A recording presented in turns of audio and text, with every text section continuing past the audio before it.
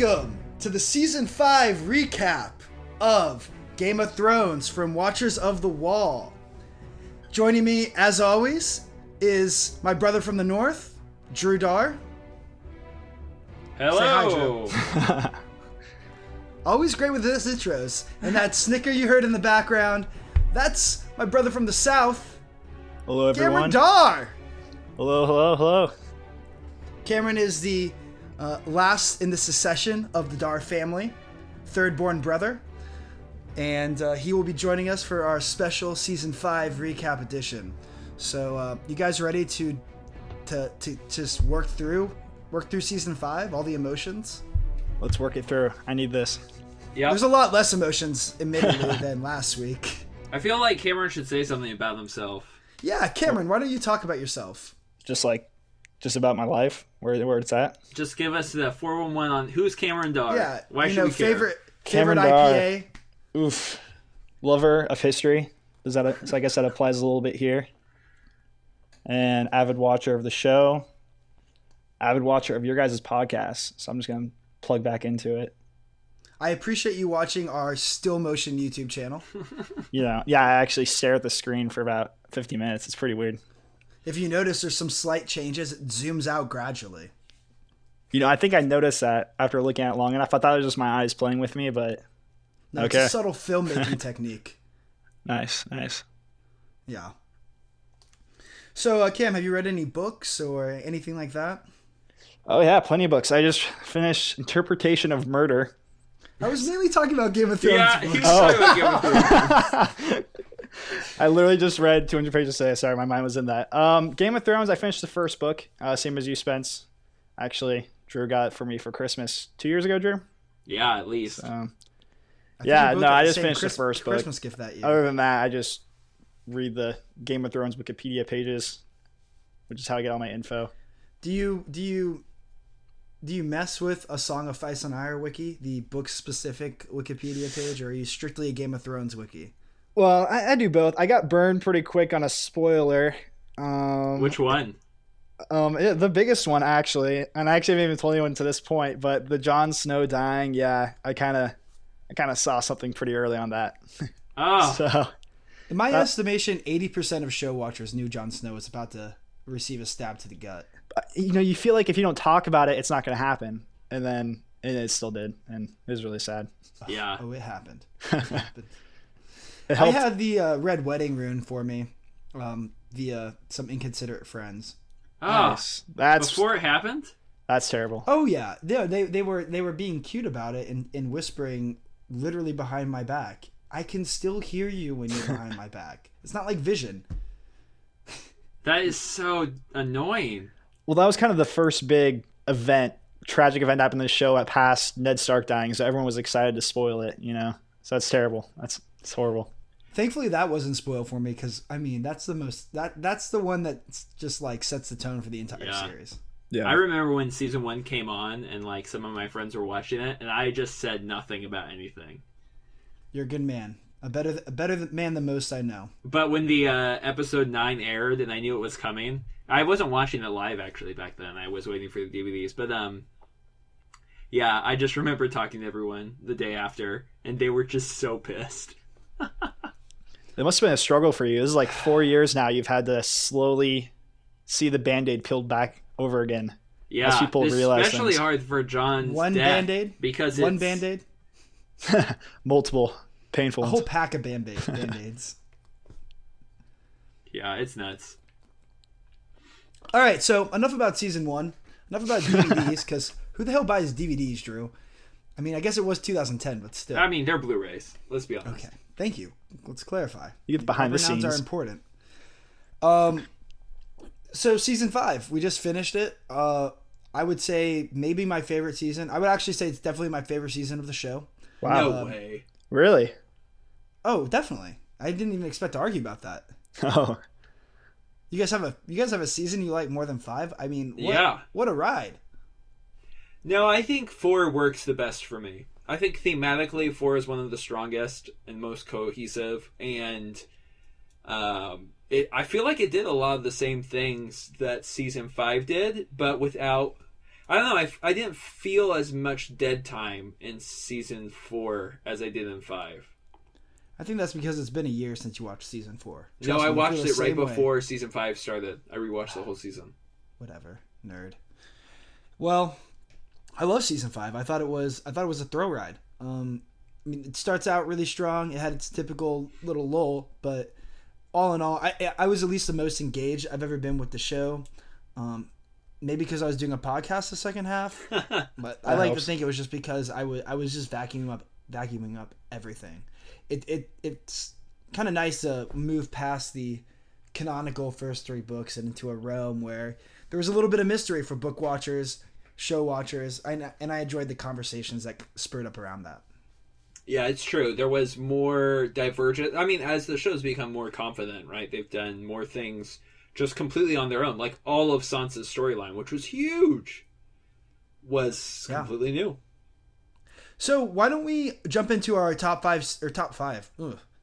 scenes, our favorite scenes from season 5. Sound good for everyone. All right, well we're gonna do it. I'll start off because I'm already talking. And I'm gonna just knock the first most obvious scene right away. Get it over with. Hardhome. The Battle of Hardhome. The Night's King shows up. Jon Snow's already there. Chaos ensues. I would say that the battle scene in Hardhome rivals any zombie apocalypse action sequence from Hollywood that I've seen ever. I've tried to think about it. I've read a million, comparisons to other shows, other movies. The Walking Dead specializes in zombies, and they don't even come close to what we just saw when we watched the episode Hardhome this season, which was episode 8. And it between the whites, who were expertly made up and completely terrifying, that small band of children, still see them when I close my eyes sometimes, that enveloped the wildling we thought was going to become more important. And then all the way to the actual White Walkers, including one of them who comes down and meets an early end via Valyrian steel from Longclaw, wielded by Jon Snow. It was such an incredible sequence. You go from widespread to just seeing the chaos of tens of thousands of bodies coming at this wall, to the close-up of Jon in one-on-one battle, and then the absolutely breathtaking scene, which was the silence that followed the battle, as the Night's King raised his army of the dead back to their feet, and Jon watched helplessly from his still rowboat, which they weren't paddling for some reason. I mean, I think the real question is Hardhome the best scene that's ever been done in Game of Thrones? Honestly, it was that good. I mean, it was so profound and so action-packed and so tense, and all of the performances were expert, even the ones that were, like you said, like just for that scene. Felt like a mini movie, honestly. It had the character development. So, obviously that's the best scene of the whole season. Maybe the best scene of the whole show, standalone. As far as action is concerned, there's literally no rival. I mean, this is a show that's made a habit out of skipping the great action scenes. Yeah, at least early on. Can you believe they used to do that? It's hard to believe. It was tough to budget for. Yeah, they got more money now. It shows. So Cam, we've done our podcast. How did you take in Hardhome? On your feet? Crying? Yeah, I mean, it's nonstop, and kind of what you said. It reminded me of this movie that came out last year with Brad Pitt. I mean, that's the most comparable thing. Was it War Z or Daisy? One of the two. Yeah, World War Z. And yeah, it was kind of better because in that movie, the War Z movie, there's just like this conglomerate of like the different zombies, like the special effects. But this one, you have each individual guy. He looks unique. I watched it probably 3 or 4 times because each one of my roommates rewatched it, and I'd come back in the room just for that scene. I'm like, I just got to see this again. Got to experience it again. It was amazing. And then it literally leaves you like not even talking at the end because the chilling ending when he raises the army of the dead, and you're just like, oh, it's like John's staring in silence, you're staring in silence, and it's pretty amazing. Probably my favorite scene in the show.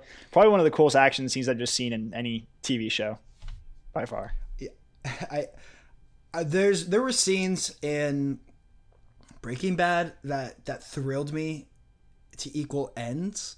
Like, I'm thinking of the standoff that precluded Ozymandias, I want to say, or was that at the beginning of Ozymandias? Yeah. I mean, in terms of just visceral, emotional moments, but as far as action sequences, I'm very like I will take any suggestion on. I will watch any scene. I cannot tell you any show in television history that's ever had an action sequence that elaborate and that epically done.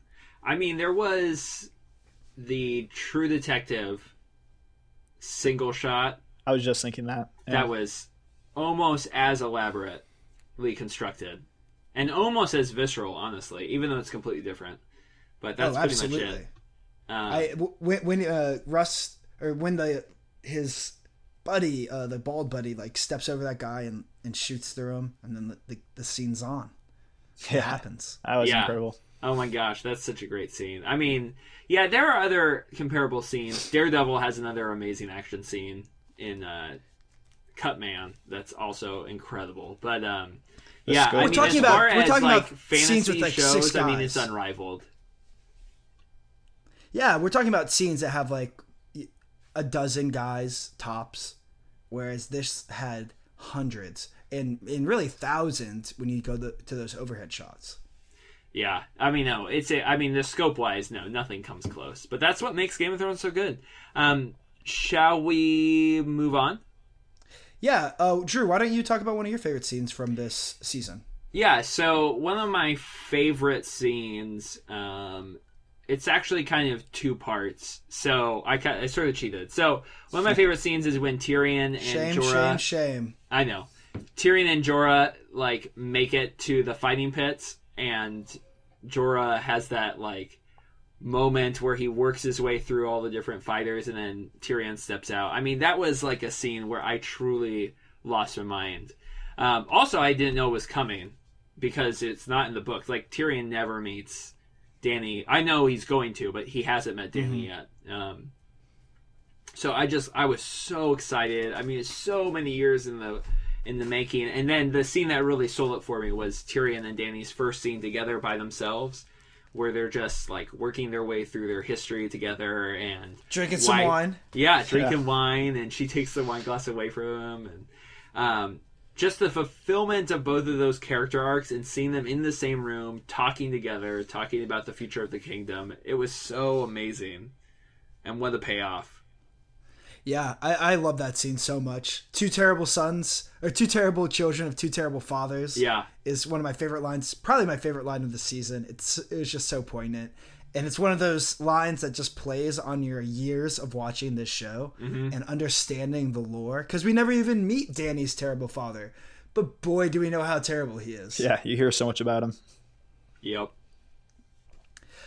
Very cool. Cameron, next.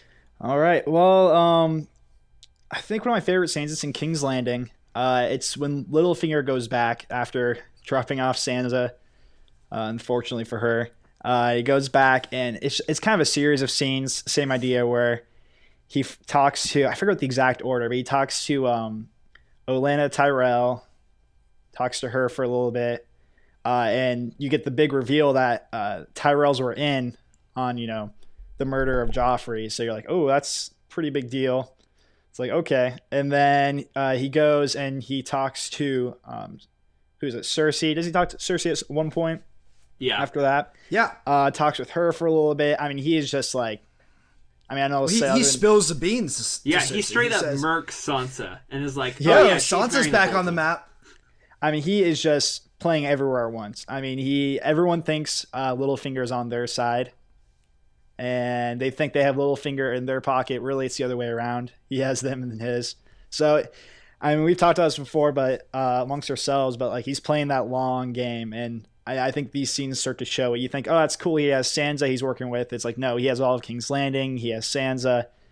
I mean, he's that guy that I think is going to survive near the end of the show.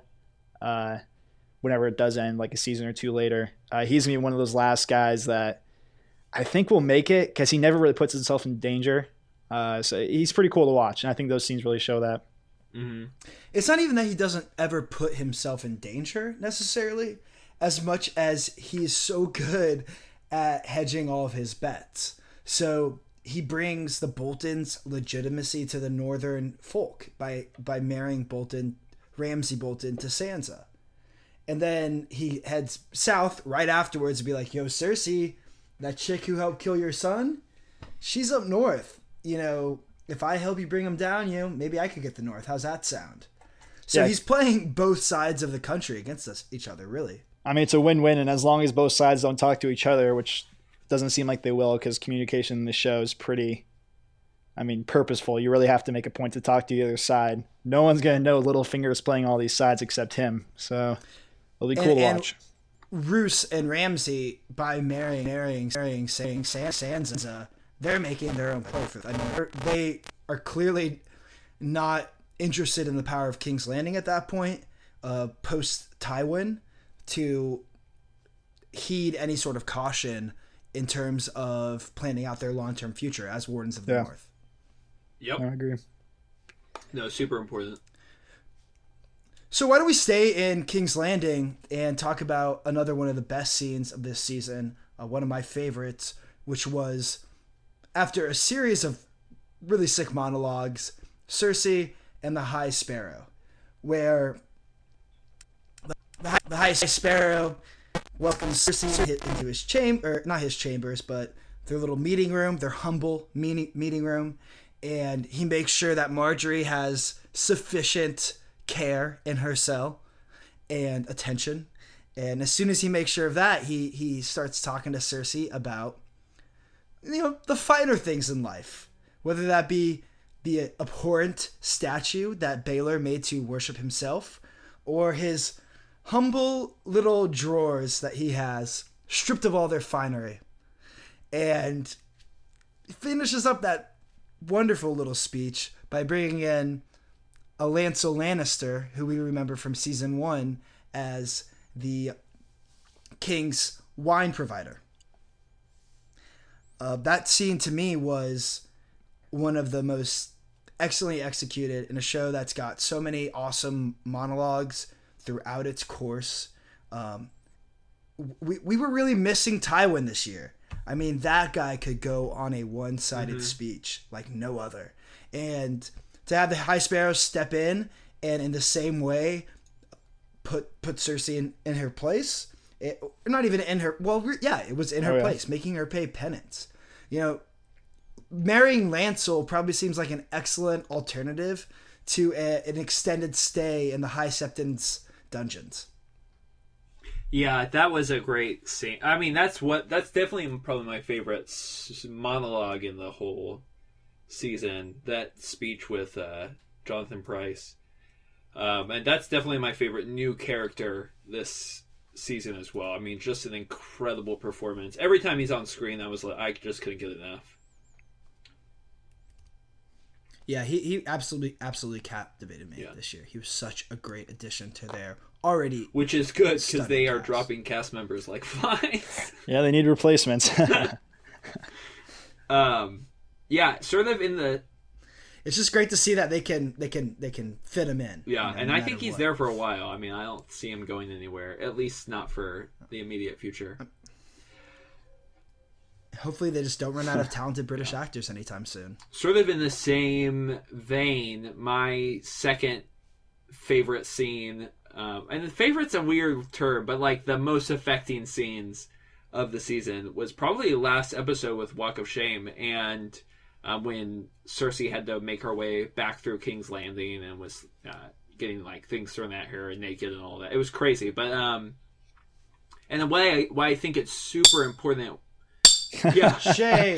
What I think it's so important is it's a capper for the entire season. I mean, this season started with the first and only flashback of Sansa sort of giving that prophecy by that Cersei getting Cersei? that prophecy about her future and her children and stuff at the start of the season, and then ending with the Walk of Shame, which honestly probably should have ended the whole show if Jon wasn't gonna bite it. But it was crazy and super effective, and sort of her arc over the whole season was incredibly powerful as she set up all of these traps and seemed to be on top and seemed to conquer Marjorie, and then just got like torn down to the absolute ground, like utterly destroyed emotionally.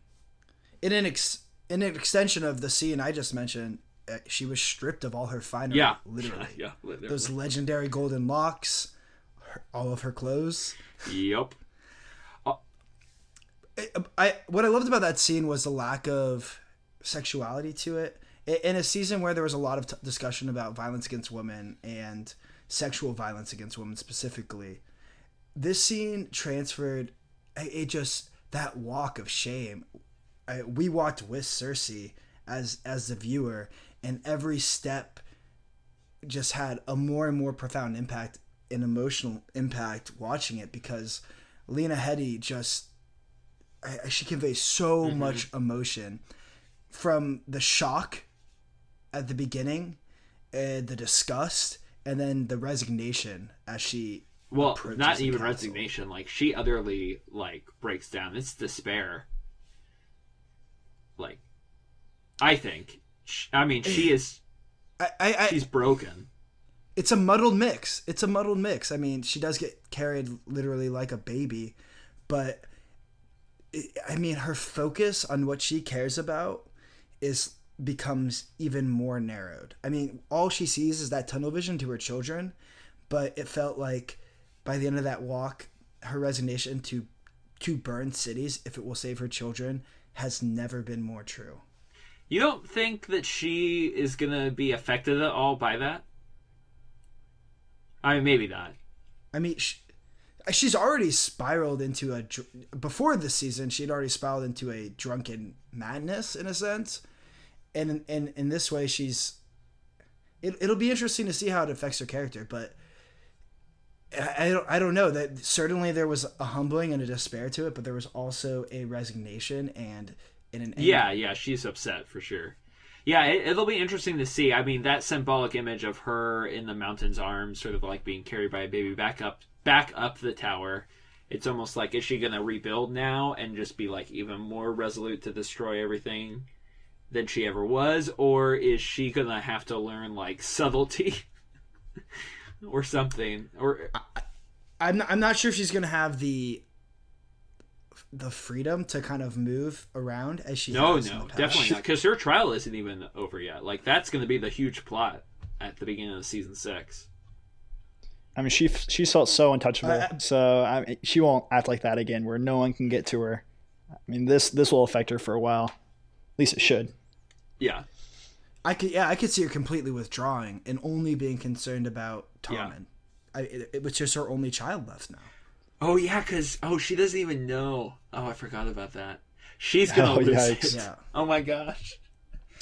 She will literally be the cat lady. Or she'll just utterly break down. I don't know. It'll be fascinating. The beginning of I'm so excited for King's Landing at the beginning of next season. There's so much going to happen. Yeah. I'm just glad that we have Lena Headey to play that character, because definitely one of my favorite actors on the show. An incredible actress. Oh, yeah. She's fantastic.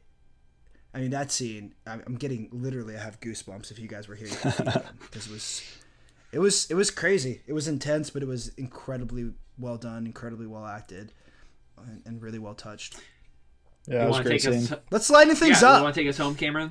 Yeah, so on a much different note, so my other favorite scene, it wasn't much for its dialogue. It's actually a lot of lack of dialogue. It was when Tyrion and Jorah, I like to call him Jorah the Explorer, they're taking their boat and they take a path through old Valyria, which I think up to that point we've never seen in the show. Mm-hmm. And they really, for where they were, they do it justice, where it does a slow pan out and you just see all these ancient buildings of what was once, the Rome of the world. I mean, it was like the great civilization, and it just had this beauty, but it's also this eerie beauty, which, got even eerier once you see the stone men in the corner of the screen jump into the water. But I mean, it was just so cool seeing that, because I love those world building moments, like when you first see all the cities like Marine, and you get these huge zoom outs of like these areas, because you see King's Landing so many times, you're just used to it by now. But it's like seeing all these other cities of completely different cultures, which we didn't get as much, unfortunately, with Dorne. I think they did more with Valyria in that 2-minute scene than they did with all the time they spent in Dorne, just showing this grand city, and you get this feeling of it. So it was really cool. I think it was a great world building scene. I'd like to see it more. I'm sure we probably won't, because it's kind of far off in the corner. But as these dragons play different, bigger role in the show, maybe we'll come back to it. I don't know. Yeah, I don't know if we're gonna come back to it. I've loved that shot because of like the decadence that fell. It's implied. You had this incredible race that could yield fire magic and make unbreakable swords and raise dragons out of volcanoes, or at least hatch dragons out of eggs, and all the secrets that they contained in that city, and it's just fallen to ruin. There's a very real nature versus habitation conflict there, where these people seem to maybe reach too far into the volcanoes with their magic, and now the most powerful race known to Westerosi history vanishes in an evening. Yeah, literally gone, just like that. And it kind of forebodes, shows when these White Walkers come. I mean, it can be just as quick.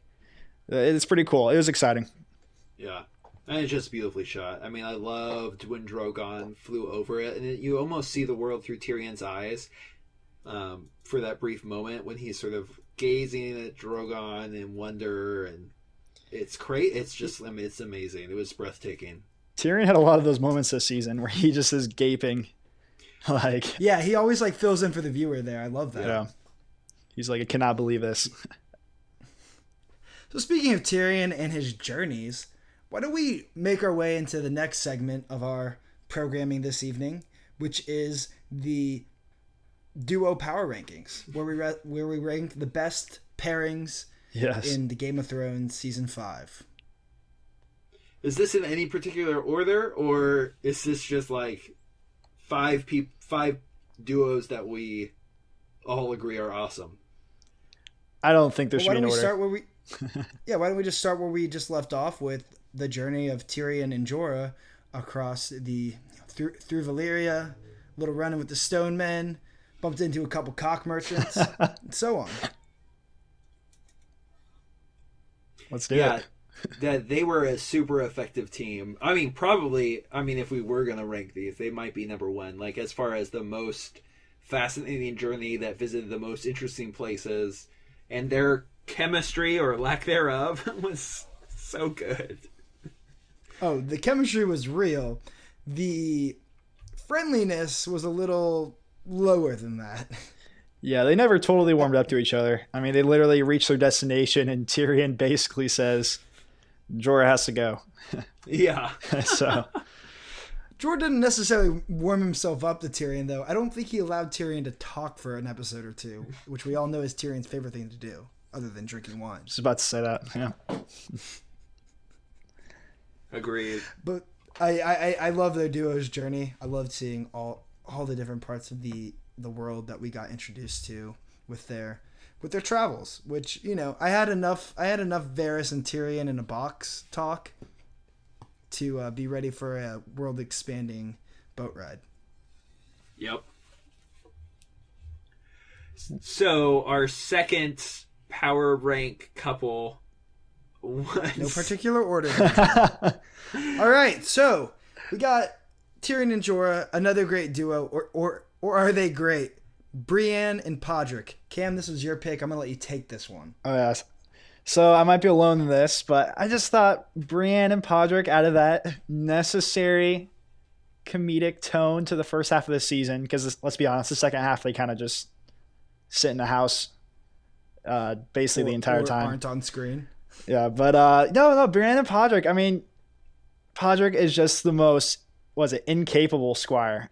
And then you have Brienne, who's just, Brienne of Tarth's just most legit knight left in Westeros. I mean, now that Jaime's lost a hand, I mean, she's just like, she's the it knight you want on your side. And I don't know, seeing them chase down Sansa after Arya leaves, find her in that inn, and you have that cool, like, great action scene. You get to see a little Valyria skill action as Brienne just like chops down a guy's sword, takes him out.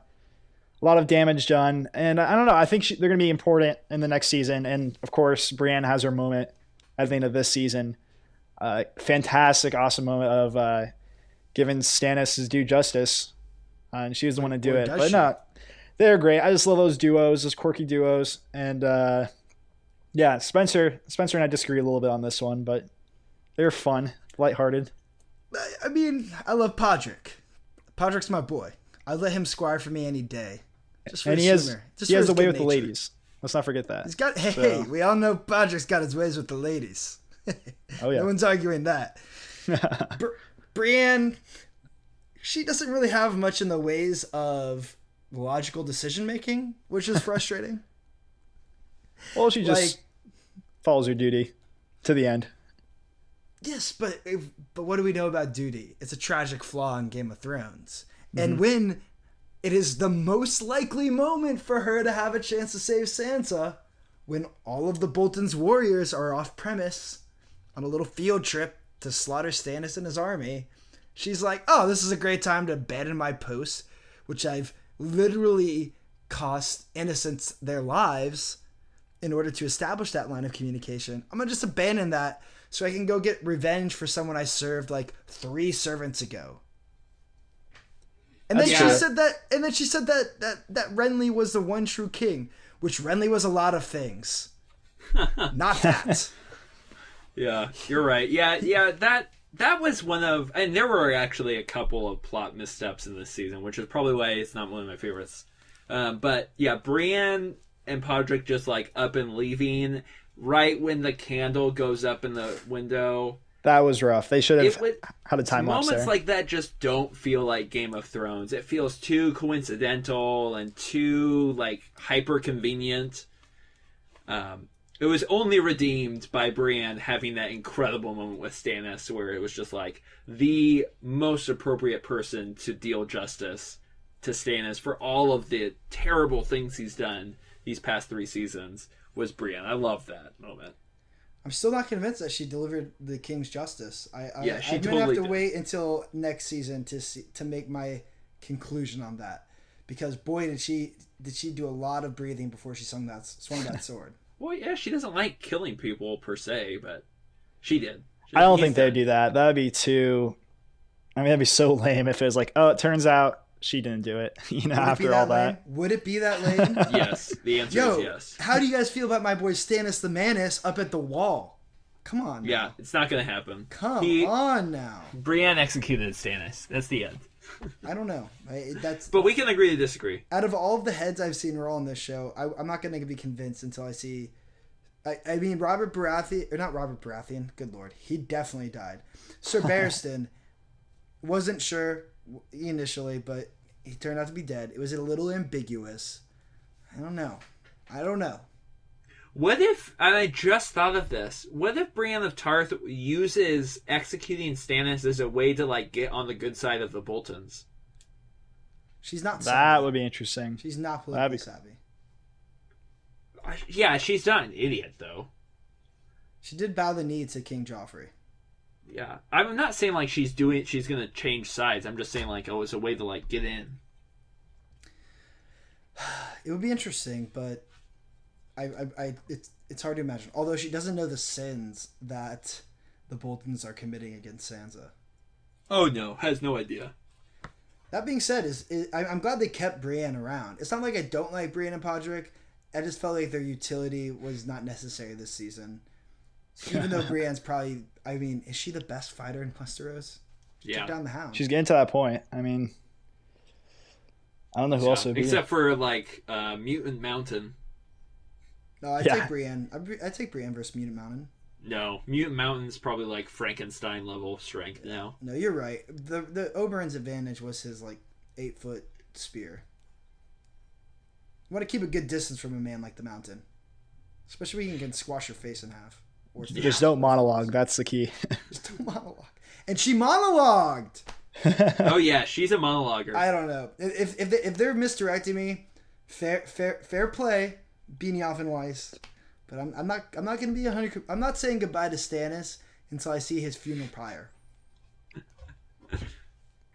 Oh, he's done. He is done. No, So the next duo that we wanted to talk about was Cersei and the High Sparrow. We've already talked a lot about their sort of relationship, so I don't know how much we want to belabor this, but they were incredible together, both as like co-conspirators working together and then antagonistic foes as they sort of turned on each other. Oh, I loved when they were on the same team. It was so much fun. Cersei making her moves, High Sparrow just reeling her in. Next thing you know, she's caught in his net. Yeah. Price was great. That was so good. All right, so let's jump over to the next one. We've talked about those two a lot. Love them. Can't wait to see more action with them next season. We're not going to see any more action from this duo, though. Say goodnight. Oh, No. It's a long night. Too soon. It's a long night. It's a dark night, and it's full of terrors. Shireen and Sir Davos. He would still be saying Knigget if it weren't for her. And she would have one last amazingly carved statue of a stag.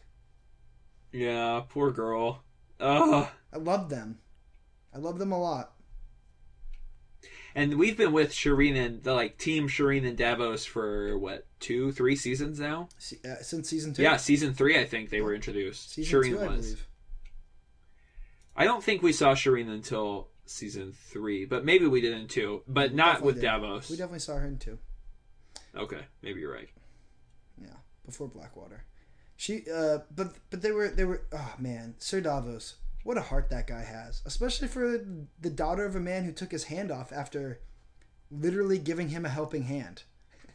Sir Davos saves Stannis and all of his peoples at Dragonstone while they're under siege. How does he pay him? Taking off his hand, his fingers at least. Yeah, but then he gave him he made him hand of the king, so hey, that's not all bad. Another irony. Yeah. Yeah, I'll be interested to see where Sir Davos, how he responds to this, because we really got a 2-second reaction from him. We didn't really see him get a full emotional reaction to what happened. I mean, it's a lot at once. So it'll be interesting to see if he goes in complete despair. Is he going to leave now that Jon's gone? I don't know. He's a man with no home at this point. I mean, his king is presumably dead. His I guess best friend. I mean, all of his sons died in Blackwater. His best friend he has nothing to live for yet. Got burned by the Red Queen, the Red Priestess. Does he throw himself from the wall, or does he become? No, he's gonna Undead go John's after number one man? Melisandre. $20. He's gonna lose it when he finds out what she did. He didn't find out necessarily, but he will find out that it was her fault. He will find out. That will happen. Well, one of the deserters has to make it back to Castle Black, right? Agreed. I mean, it's going to happen. Sure. But let's enough violence. Let's remember the good times. Shireen teaching Sir Davos how to read, telling him awesome stories, looking at him with such sweet affection. That freaking actress killed it for being 14 years old. And the Onion Knight answered. It was so touching. It's one of those lighthearted relationships that I never minded them switching scenes to, because it was just gave you a chance to breathe. It gave you a chance to chuckle. And, I mean, who doesn't want to see a higher literacy rate in Westeros? It could save a lot of lives. Shireen might be one of the first English teachers out there. I mean, she taught him. She went up to Castle Black, was teaching there. I mean, Samwell. Well, Sam knows how to read. Her It and was him, really Gilly who had trouble with the words. Yeah, together they taught Gilly. I mean, she was pretty good. She was out there for the people. She can't help herself. Everywhere she goes, she's like, "You guys don't know how to read? No, please come to my chambers." I have some awesome stories. Yeah, man, I'm gonna miss them. So, why don't we close out our with our last duo, which is a reuniting of sorts that took place this season. Arya and no one of the House of Black and White. Anyone? Drew? Cam? You guys wanna talk about your feelings for this pair?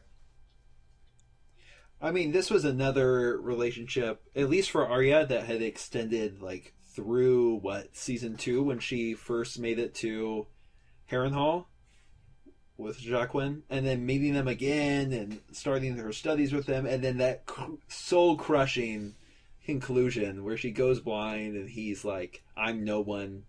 I'm whoever you want me to be." It was amazing. It was crazy. It was awesome, which really brought into questions like, has he always been the same person? No, he is no one. Like, they're all faceless men. They're no one. They're not individuals. I love the contrast. What I don't Go understand. ahead, Cam. I was just gonna say what I don't understand about this group of like all the faceless men. Do they have like a hive mind, so to speak? Because in order to share faces, you have to share thoughts. So this is more of a question: is like, if you have all these interchangeable persons, all these no ones, how do they have that? Do they all share thoughts through some kind of magic, some kind of like alchemy of sorts? I don't think it's necessarily that. I just think they're stripped of. I mean, their training is so rigorous, as we see, that they're stripped of identity, and there's nothing left. So when they get a contract, they fulfill the contract and only the contract.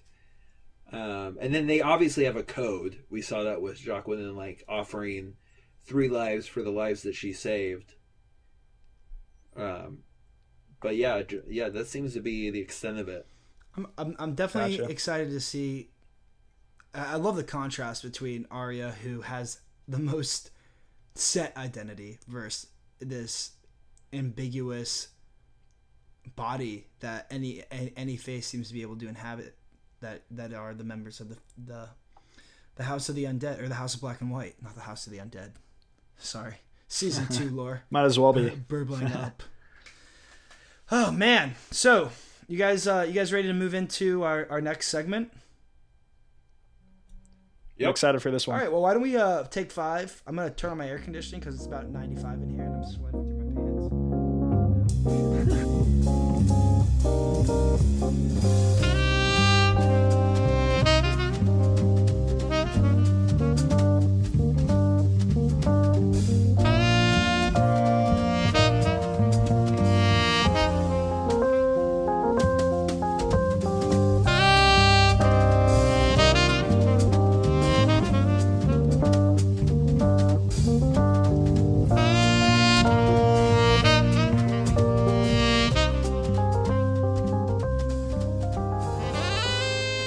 Welcome back. So today we're bringing you our newest segment, only for season recaps, the potentially greatest, but inevitably avoided side quests. We're gonna start with maybe the biggest missed opportunity of this season. Jorah and Tyrion opened up a cock merchant stand. Who wouldn't have been tuned in every week to see Jorah and Tyrion hustling with dwarf dicks? I know I would. It's like Pawn Stars, that show on like History or whatever, except with Exactly. fictional characters in the fantasy world, swindling people of their cocks. Just like calling in maesters, exiled maesters like Qyburn from around Westeros and Essos to take a look for, the cocks they know the best. And Tyrion's naturally an expert on dwarf cocks specifically, so you have this guy on the show that naturally knows which is which. It should work pretty well. Or it would have worked pretty well. You could bring in Tormund Giantsbane to take a gander at a giant dick. Oh gosh. Hey. Really cool. For authenticity. We gotta check this out. Listen, I don't know if you forged the signature on these 93 Air Jordans. I don't know if this is really a giant's dick north of the wall. We're gonna call in an expert. Yeah, you gotta call in an expert. Does it have magical properties? Did you bring the body from that was paired with this severed appendage, etc.? Are they gonna do like fake? I would love the fake action sequences. If you've ever seen Pawn Stars, they just have like these ridiculous side action pieces. Yeah, commercial that's right. breaks where they like arguing over like change for Coca-Colas. Like, it would just be Tyrion and Jorah bickering over like who gets to go visit Dany that weekend. Maybe like Arya pops in, or should I call her Lyanna? Lana. Sorry, I just want to implore Stark lore on her. Maybe she strolls in. Maybe she's got some strange dick. Who knows? Oh gosh. Well, that segues nicely into another one of your missed opportunities, which is just Arya slinging oysters Cockles. in the canals. Yeah. And don't forget clams. Oysters, cockles, clams. She really seemed to have a budding business opportunity she tapped into. There's a market. Yeah, she's a little entrepreneur. She needs to get out of the assassination game and just open up her shop. She already had like extraordinarily loyal clientele. Violently loyal. Yeah, I mean, that guy was screaming for her to come back. He was upset. He had to get his fix. He had to get his oysters, and I felt like her situation bred even more opportunities. Like a true entrepreneur, she's got her oysters, she's got her cockle, she's got her clams. Then she sees Meryn Trant, and all of a sudden her eyes open. Where do I belong? I've got an aphrodisiac shack. Let's go to the whorehouse. Let's sell oysters to these dudes. They're gonna love it. They're gonna be feeling great. Yeah. Toss them off to the ladies. Might get them in the mood for that evening. Their duties. I could have written out on that. The brothels. I would watch that show. Yeah, it's the show that comes after the cock merchants, Tyrion's cock merchants. It's the 9:30 show. Yeah, it's the 9:30 show. The show after the show. Yeah, missed opportunity. It was just a missed opportunity. So, speaking of missed opportunities, we're gonna hit another one, and I want you to journey with me back to episode 1. And you may remember a scene with our fairest lady Sansa and Lord Baelish, and little boob sucker you might remember named Robert Aaron. Gross. You gotta put in the soundbite of him draining. It was You have to. I'll find it. We'll have it. Please. But there's an excellent YouTube clip, if you know the right keywords, of Robert Aaron in that first episode trying to learn how to sword fight, and it does not go well. And I'd love to see how this boy just suffers and never improves. It's like that reality TV show Dance Moms, but with Robert as the failure of a son. And then who's the protector from the Veil? That I don't know. That guy was in like 3 scenes and to like 2 last season and 1 this season. Yeah, but I could have dealt with like more shots of him with a disappointed face. Yeah, he was so despairing. Like what did he say? Something like my 6-year-old son could like whoop up on this kid. I always pictured Robert Aaron going into more of like a Bear Grylls jungle. I thought that's kind of where we were getting at, and you kind of have him just out in the wild.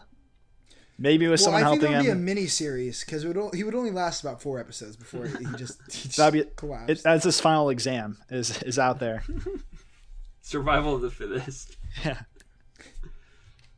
With his dress, it'd be excellent. So speaking of dresses. Oh gosh, I love the segues in this segment. This worked out nicely. Let's jump back over to King's Landing, where we really missed out on a true reality hit. Oh my gosh, this show would have like capped 3 million ladies every week, no problem. Easily, they would have been all the rage of Twitter on a weekly Tuesday night basis. It's Real Housewives of King's Landing. Yes. Who's the queen here? Is it seriously Queen Regent drinking white wine before 11 a.m.? Is it Marjorie throwing so much shade you think you think you're under cover of a dragon's wing? Or is it Lady Olenna who's literally gonna get you imprisoned? Yeah. Just throwing, like, he every now and again, like, once every episode or 2, just, like, throw the camera towards Lady Olenna, let her deliver, like, one of her incredibly biting one-liners, and then just cut back. it would be so incredible. The thing I would look forward to the most would be the cutaways. You know, when Oh, they do yeah. the one-on-one interviews. Yeah, when they just lay into each other. I mean, it'd be fantastic. Elena's kind of that Betty White. What is she going to say next? I can't believe that just came out of the old woman's mouth. I mean, just scene after scene. And Marjorie has a perpetual smirk, but never loses her cool. And then Cersei is that drunk that crashes it all. She shows up late to the party, 2 bottles deep, claws at someone's face, calls Loris gay in public. Oh, gosh. Man. Just goes nuts. I would love Oh my it. gosh. This honestly could have been its own miniseries. I'm not just saying that. Like, people would watch that. This is such a obvious choice for a spin-off series that I feel like next year's, instead of like the Coldplay the musical, like this will be it. Real Housewives of King's Landing. I will pay to see 12 minutes of that content. I will pay whatever you ask for. I don't care. Donate. You're donating. Yeah. Throw that in a Kickstarter fund. I'm putting my next month's salary on the line for that. That'll be like 10 years from now when, you know, most people have sort of semi-forgotten of Game of Thrones, and that they'll throw up a Kickstarter. Oh gosh, I'm there. It'll be like what was that show? Venus Mars or whatever they just got a movie made for. Veronica Mars. Veronica Mars. Thanks, guys. I'm on it. Classic.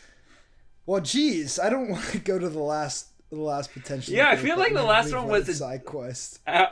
Outside of our thematic. This isn't as fun. This is more of a serious, potentially great possibility that just did not happen. This would be like a masculine enthralling side quest that would actually make sense in the show, which none of these other ones would. No. Which is Jon accepting Stannis' offer to become Warden of the North and throw down versus the Boltons. Man, I wish this happened, especially now. Yeah, With he definitely context. made the wrong choice sticking around with the Night's Watch. So, we talked about this a little bit off air, but Jon did die. I think that technically meets the prerequisites of his contract with the Night's Watch. And now his watch is over. His watch They is say it. over. If he comes back to life, yo, Lanyap, let's go, let's party. Lanyap means a little something extra. It's a Louisiana phrase, guys. Oh, okay. I was completely Yeah, confused. Yeah, I'm sorry like, who's about that character? That was a regional dialect. Yeah, who's that character? Yeah, I'm like, dang it.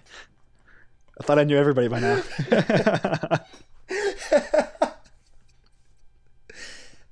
Well, it didn't happen, and if we talk about it any further, it'll just bring nothing but sadness. Spencer will rant again. We don't want to see that. Yeah, I'm less emotional now. I'm more even keeled. So should we pop over? I think we just set up 4 or 5 great side shows that they can that HBO can look to capitalize on once the series run has ended. Why don't we go to our yearbook superlatives? Yeah, and this is rounding out our show, correct?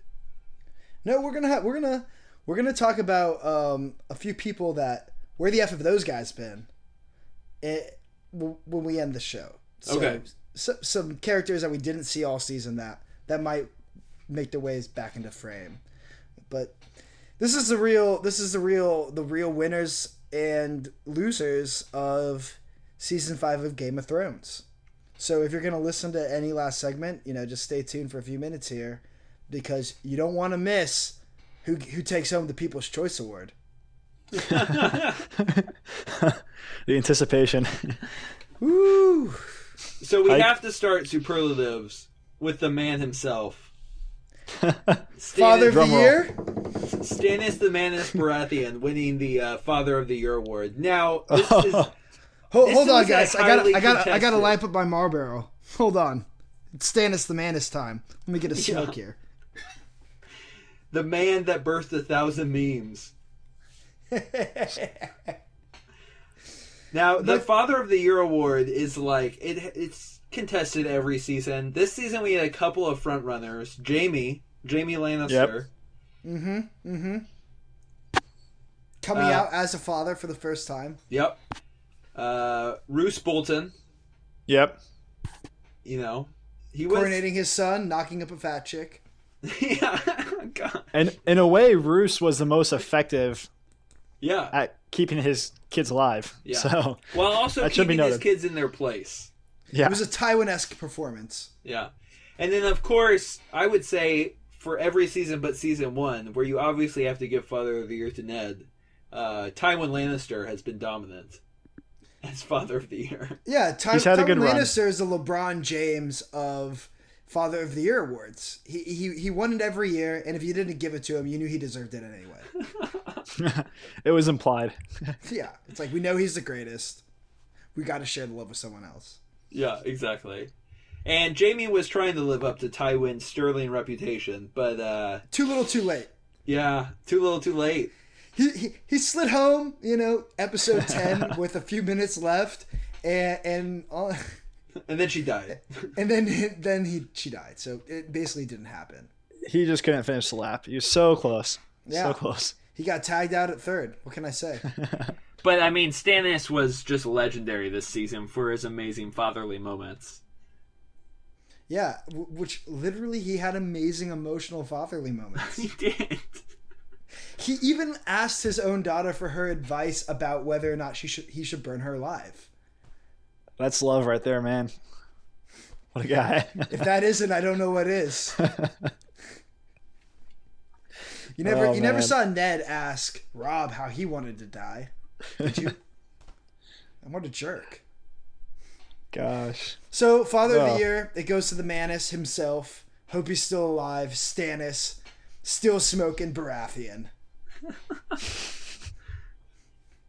All right, so let's go to the next award, and I'll be interested to hear your nominees for the Fairweather Friend of the Year.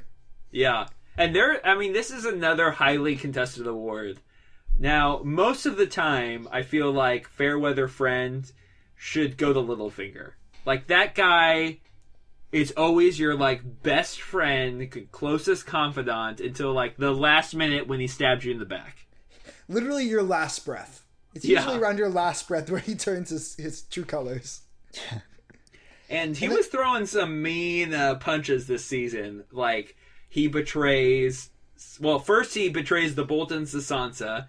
Then he betrays Sansa to the Boltons. Then he betrays Sansa to Cersei. And then goes to Olenna and betrays...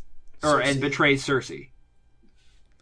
Yeah, it was the he hit for the cycle. If we're going to keep the baseball analogies going, But... incredible years of Fairweather Friend, but not prolific enough. No.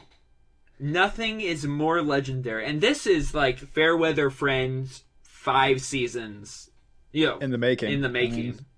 Well, I guess 4, since she was technically not in season 1. But I mean, yeah, you could say Brienne was a Fairweather Friend. I mean, she really let Sansa down the exact moment that she needed her. yeah, but Who took it home, Drew? Who took it home? It was redeemed. Who took it home, Drew? Who took the Wardle home? Who's taking home the bronze statue? But it's got to go to Melisandre. She has been Red Priestess. filling Stannis' head with smoke for so long about how great he is. He's the second coming. He's going to save the world. You got to sacrifice this guy and light this guy on Lightbringer. fire. Off your daughter, Yeah. destroy your family. Yep. Birth this smoke baby. Father this gosh. smoke baby. Yeah. Kill your brother. Then your daughter. Yeah. And then right before the big fight, deuces. I'm out. Peace. So long. One of the best dark comic moments of the whole season. Hey Stannis, your men they deserted you. All the horses are gone. They took everything. Stannis, your wife, we just found her in the woods. It doesn't look good. Ugh. Stannis, Melisandre, your side piece. You're ace in the hole. She pieced. Oh, She jeez. pieced. And she lived up to the award name so well. I mean, what kind of Fairweather Friend rules out when the weather is so fair? What done. she sacrificed Shireen for. A high cost for those clouds to clear. She's like, this is exactly the way we wanted. And then she just leaves. I'm going back where it's cold. I'm gonna find some comfort behind the confines of Castle Black, which won't bode well for her much longer. No, definitely not. No. Oh man! So speaking of Castle Black, yeah, Cameron, you want to introduce the next award? Well, this one's a toughie one. I mean, we actually had a few nominations, and they're all very strong candidates. It's the least fit for office award. The person that, when they were in power, it just all hit the fan. So we have a few nominations. They're all pretty obvious. You have Dany, who seems like she just can't bring everyone together in Marine. It's a lose-lose situation a lot of times for her. Yeah, she's probably the toughest job because she literally changed their whole way of life. I mean, this is like Abe Lincoln post-Civil War. It's just, it's really tough to go to a place where this is their way of life and then completely undo everything. Oh my gosh, she is totally like Abe Lincoln. She was almost often in a theater. Oh, yeah, there you go. We have layers to this. Wow, extend that metaphor, baby. Keep it going. But unlike him getting shot in the theater, she pieces out in the dragon, leaving it to her assistants. So ragtag group of misfits. Marine's not totally lost. She's still alive. She can come back. So, she wasn't the person. Also down in King's Landing, we have our boy Tommen, who seems more worried about getting his bed buddy back than actually trying to stop this religious uprising. I mean, that's and they basically taken over the whole city. He's completely powerless. But probably the person that takes the cake, Spencer or Drew, if you want to reveal it. I mean, you got to give it to our man, Jon, definitely dead Snow. And it pains me to say it. Yeah. But he made an unpopular decision. He's become better at the politicking, but lacks the agility to really maneuver his way in and out of corners. Excuse the pun. Or the sadness. At least Tommen and Dany have the wherewithal to realize, they are safe nowhere, so they always bring their retinue of guards. Or their sword. Or their sword, for goodness sakes. Or their dragon. Or their dragon. The King's Jon Guard. just, pieces it out with all of his, least favorite people, leaving his sword and his direwolf, who's almost as effective as a dragon, behind. Yeah, if you're gonna make an unpopular decision, you need to reinforce that decision with some force. Yeah, one of my favorite characters on the show. Let's bring Tormund into the. Let's yeah. Give him Why a is room. he not his bodyguard? Let's give him a He room. should be Let's his just say enforcer. me, you, we hang. We just hang all the time. I stay alive. You stay alive. We all stay alive. Sounds great. Yeah, and he has Samwell as only friend. He's like, Samwell, you've all I've got. I'm gonna send you away now. Although I don't feel like Samwell would have been very effective in that moment. Well, he's just an extra guy to try to talk people out of it. Maybe he would hear the rumblings before they actually went through with it. Samwell's a smart guy. Yeah. He would have been like, "Yo, your uncle Pick up your sword. Your uncle is effing dead. He's been dead. He's still dead. I'm gonna go get Ghost out of his kennel. I'll see you downstairs." This doesn't sound right. Yeah, we should be careful. Come on now. I'm not trusting this 12-year-old. Oh, that's sad. So let's hang in Castle Black for a second. There's only one candidate for this award. No one else could have won it. The most natural death of the season. The only natural death, I think, of the series. I didn't know it could be possible. Maester Aemon. Usually we give this award to best death of the season. And there would be so many contenders for that this season. It would be impossible. That's what makes his different. It's special. He actually died on a deathbed nothing even dramatic happened, really. You think he's going to say something. You think he's going to drop some bomb on the audience. Like, oh, this is Jon Snow's father. It's this Targaryen or whatever. No, he just has a flashback of him with his Mad King brother when they were young and goes peacefully. It was like eerily calm. Yeah. And I think the only death that's probably ever going to happen like that in the whole show, because as the ante is upped, it's only going to get more and more violent. Nobody is safe. It was literally confusing. Yeah. Wait, what happened? Something's not right. Was it disease? What was it? Was it foul play? There had to be poison at play. What do you mean he's 103? Come on. All right, so R.I.P. Aemon, but let's talk about bringers of life. Close your ears, kids. This award's for the horniest man in Westeros. And there are a ton of contenders for this every season. There's a lot of contenders. Let's start with the least fit for this. Jon Snow. I mean, he turned down a sweet, easy lay from her red priestessness, Melisandre. I mean, that was a layup. That was a layup. He was picked right it like there. Maurice Spates trying to dunk. Oh my Man. goodness. Literally brought to his lap. Literally. Oh man, he had it. He had it in his lap. He had an open lane. All he had to do was just drop it in the hole. But he stuck to his vows this time before getting the wink and the old you know nothing, Jon Snow, which is a real turn on for him. Surprised you didn't chase her out of the room after that. So our next candidate, and I can't say we give the award to him, but it's for my boy, Samwell, eyebrows up, Darley. Man, Boy. he got some action this season. After seasons of cold. You thought he was friend zoned, didn't you? Yeah, he was. Oh, I thought he was friend zoned too. I thought he was friend zoned harder than Jorah the Explorer himself. Oh, God. No one beats that. No one beats Jorah. that. But no, he got some action. And even better, he got a post-action report moment with Jon Snow. Yeah, you got to shoot the bull with the boys afterwards. Really talk up the what happened. Give him a nod, give him a wink, and sling back some bourbon. Yeah, and boys' no one is as adept at that as Podrick.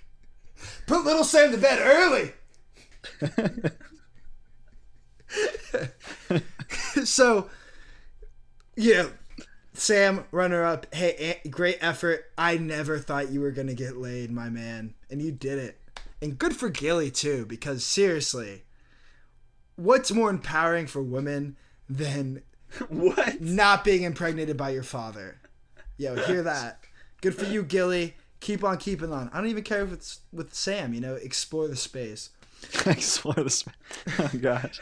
Lord. All right, so I'm just putting it off, but we all know who this award is going to. Oh, there's only one. It's His Grace himself, Tommen, King of Wet Dreams, Baratheon. Oh gosh. He's the horniest man in Westeros. So horny, it literally leaves him. It literally renders him powerless. He's incapable of action. He can't think from the waist up. I mean, he is just locked in on that bedroom. Oh, man. You'd think Sir Pounce ran away because Tommen's only got his mind on one thing: how soon he can get Marjorie out of those dungeons, and back into his bedchambers. Poor Tommen. He wants it so bad. Yeah, and Gosh. I mean, we weren't sure if Cersei was going to try to bed her own boy. Oh gosh. Thankfully, that was avoided. She has boundaries. They're there. Apparently, we found the boundaries. It took 5 seasons and a lot of unforgivable acts. But they exist. They exist. So, Tommen, congrats. You won at one thing this year. Well, Drew, you want to introduce our final award of the night? Yeah, so our final award is the People's Choice Award. And every season it goes for the person that represents the will of the common man. Because like we said before, right, there's not a lot of talk of, like, other people. Now, last season, it would have definitely gone to Derek Dondarrion. Or Beric Dondarrion.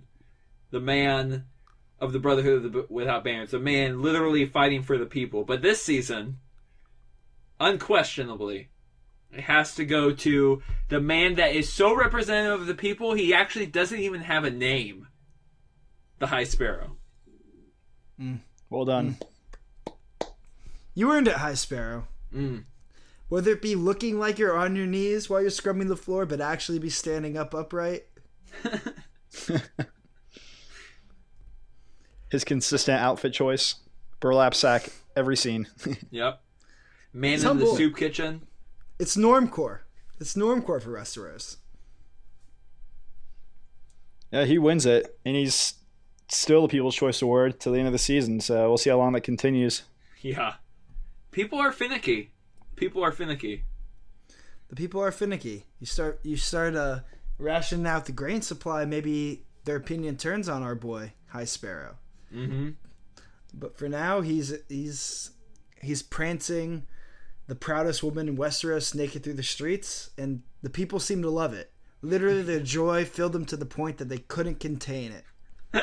And they ripped off their own clothes. Boy, did they. Yeah. Ooh, boy, did they. Oh, jeez. Yikes. Well, that's our superlative awards for season 5. Like I said, my favorite season of the show. I mean, these award winners, boy, did they ever earn it. It's just been a joy recapping it. All the fun times we had in Westeros and Essos and here and there, the Shadowlands. And beyond. Well, let's look beyond, Cam. Nice. That transition. We've been so on fleek with our segues. There are Starks and there are Lannisters and Kardashians and Targaryens, idiot. Targaryens, and of course there's some unknowns. Welcome to the crazy, wacky world of Game of Thrones. Nice. All right, so let's talk about a few of our friends we haven't seen as we move into the 9-month painful wait where I will try to forget I care about this show until it's about to come back on. One whole house we haven't really seen is House Greyjoy.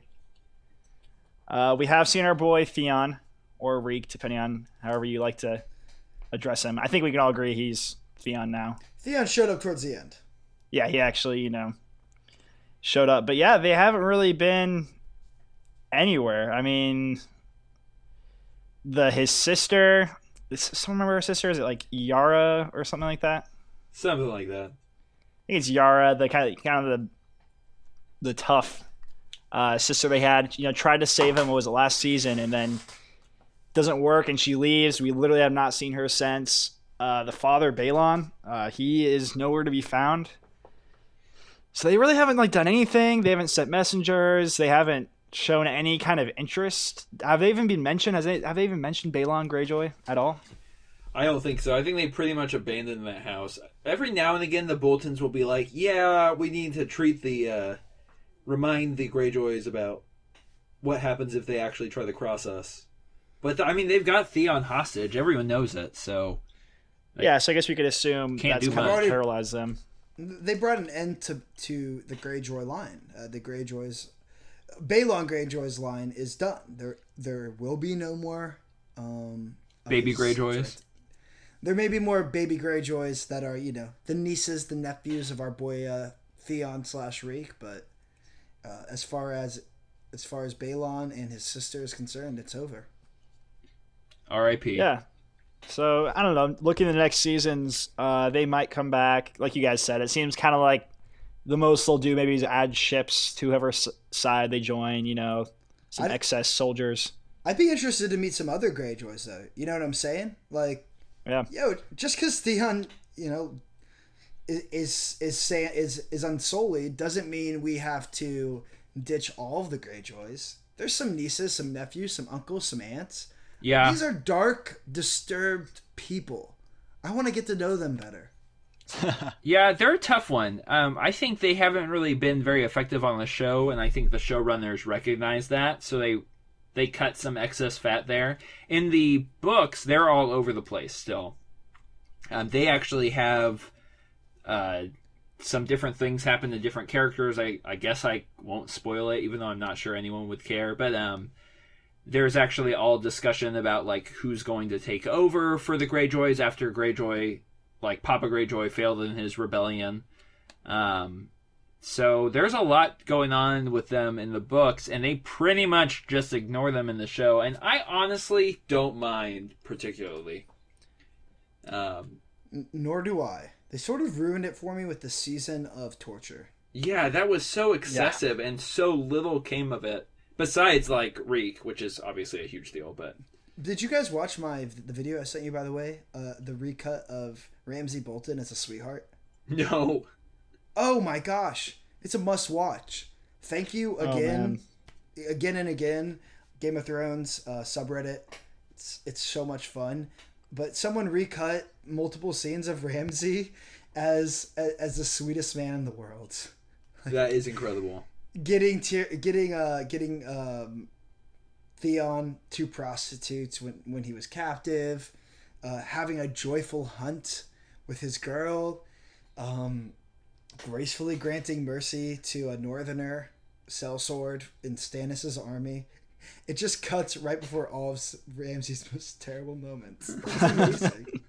I will have to see that. That subreddit is a goldmine. Oh, it's amazing. Amazing. I do a lot of lurking, not enough posting. But as I try to get through the first couple of books here this off season, I'll hopefully be a more consistent publisher. But also Classic. Thank you to all the subredditors who've been checking out our podcasts when we do post them. Super cool. Thank you for the critical comments and the upvotes. It just makes us better. So, you guys want to talk about another potentially missing party here?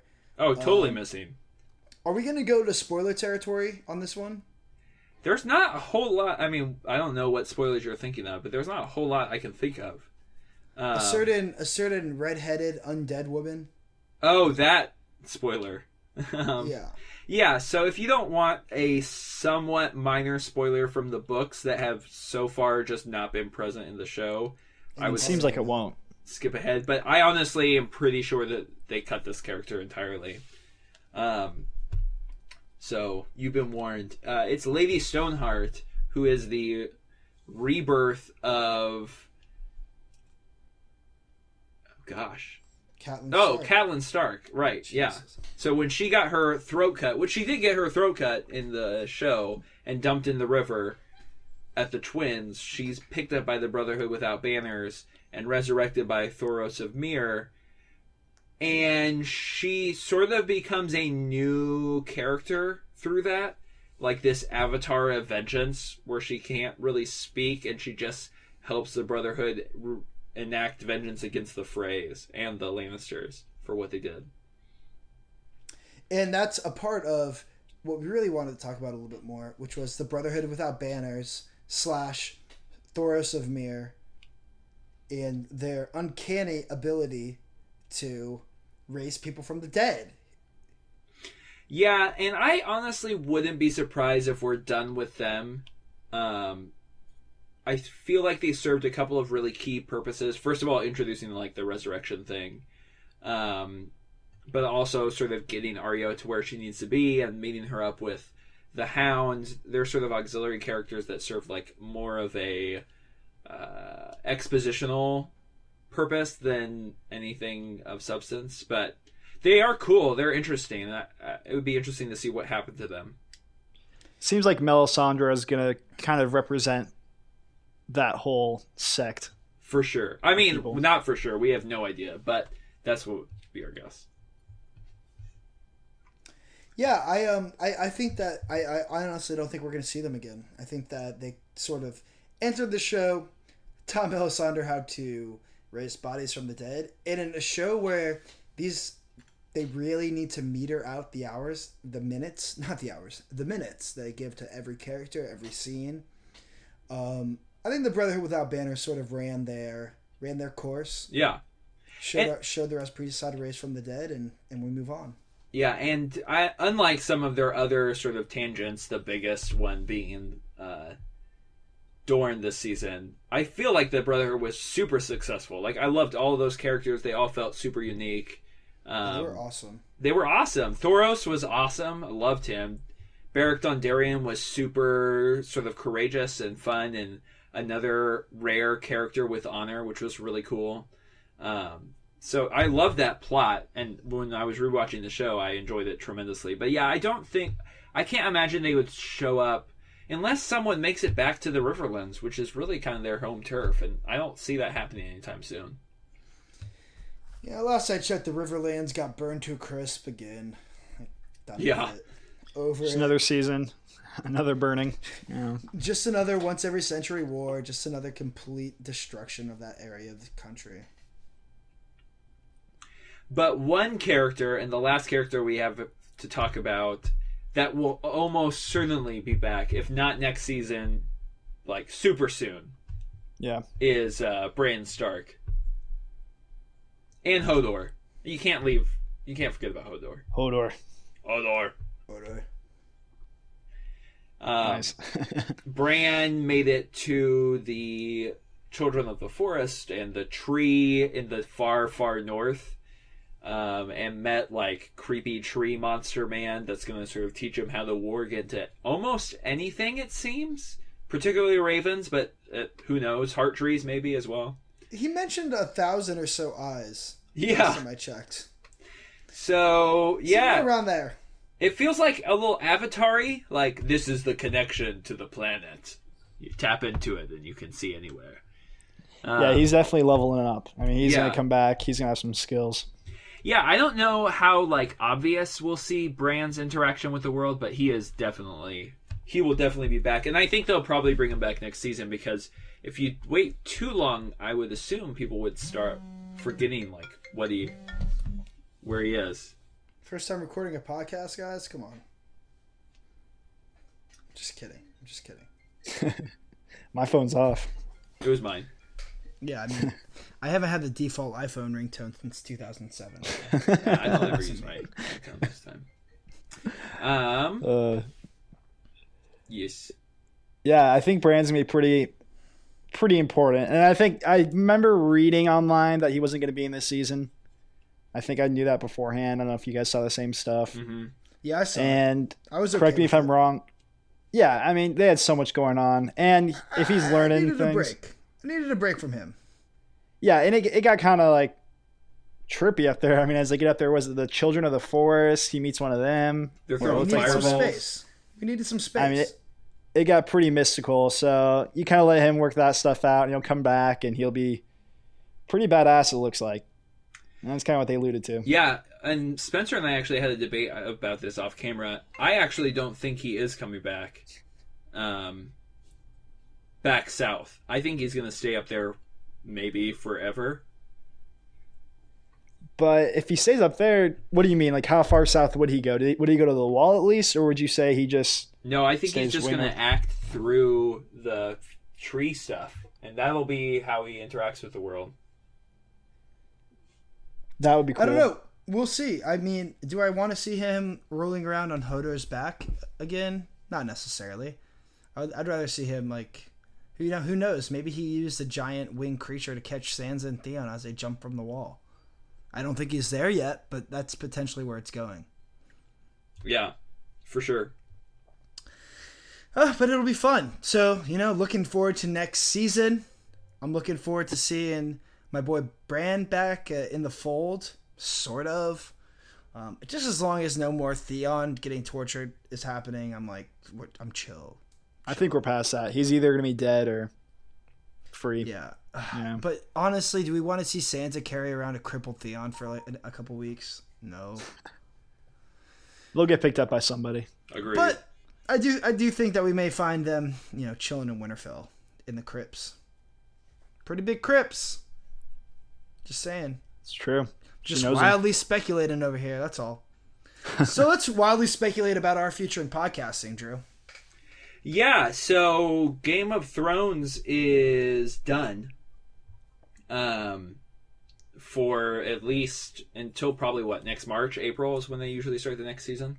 It's a guarantee it'll be back next year. Oh yeah. No, it's gonna be back next year and probably at least one more season after that. So, and we'll be back probably a week or two before the season kicks off with probably a recap episode of what happened in season 5. Or we might be back when it's 100% confirmed that Kit Harington is on set.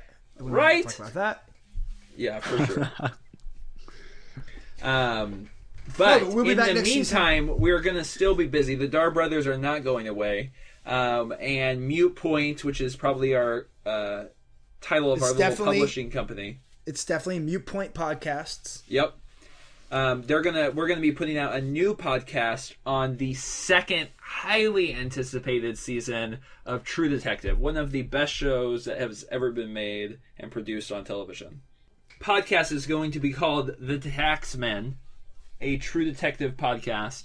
And we will be posting our first episode probably following the same, because it's on the same time slot pretty much. Same rhythm as this one. So probably Tuesday or Wednesday we'll be posting up every week's episode, recapping what happened that week and talking about what we loved. And probably taking more of a cinematic angle now that there's not so much lore to talk about. But yeah, look forward to that. It's an incredible show, so rich and so interesting. So yeah, that should be good. And they'll start this week. They'll be posting probably like we said, Tuesday or Wednesday of this week. And don't fear, HBO lovers, I'm not going to let you down. We also got another new podcast coming out. Drew's sitting this one out, but we're going to bring some old friends back. And when I say old friends, it's people you've never met. It's just my friends. And Jesse Lair and John Beisner. And we're the Ballers. And it's going to be called Ballers on Ballers. That's right. It's a podcast you didn't know you need. Covering HBO's newest comedy drama starring Dwayne "The Rock" Johnson, Dan Le Batard, and I don't know, other people. So we're going to be recapping that every Sunday night for you guys. And then if you just want to hear Cameron talk about books he's been reading recently, you can call him. Cam, what's your phone number? I'll post in the comments. Thanks, Cam. I was just going to say thanks for having me on, guys. And I can't wait to hear you guys trying to make sense of True Detective for me as I watch that show, because God knows that show's a struggle. It has layers. Dust off your old H.P. Lovecraft short story collections. It's going to be getting a little